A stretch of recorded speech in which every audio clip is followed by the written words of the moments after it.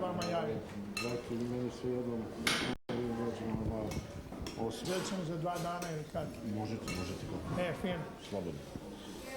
To bi Studio B. Studio B uđe, ja Beograd.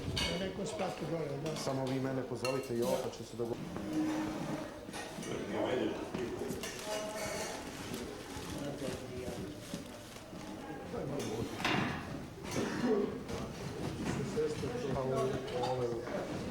Da vidimo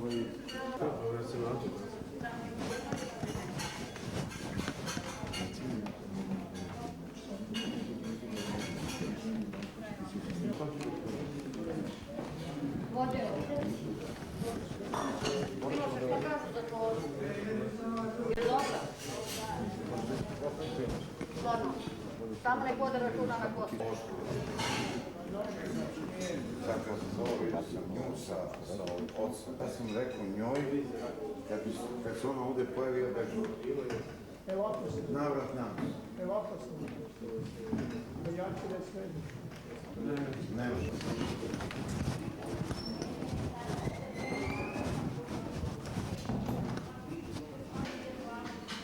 Moj prvi komentar je bio, Možete u... Vaši.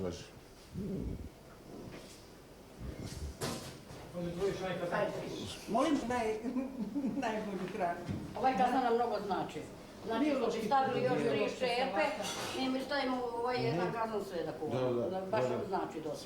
Sjajno. Da, još jedan se nadamo da ćemo da dobijemo. Slava Bogu. Da nije ovaj, kako se zove, koluja. Rade. To je organska neprskana hrana, to sam zaboravila. Nije rade laš ili koluja.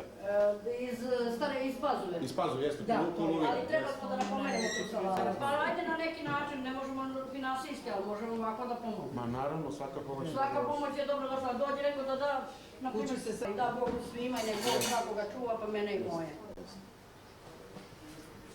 Reci. Vi ako ćete malo i čorbe da probate. Ne, ništa protiv, ja volim ne znam nego što i... Ja vam nešto da kažem. Ja radim dosta sa ljudima, ali mnogo žmirkaju. Da li im je taka profesija? Da. A to nemojte dati javno. Ne, samo slikam bez toga.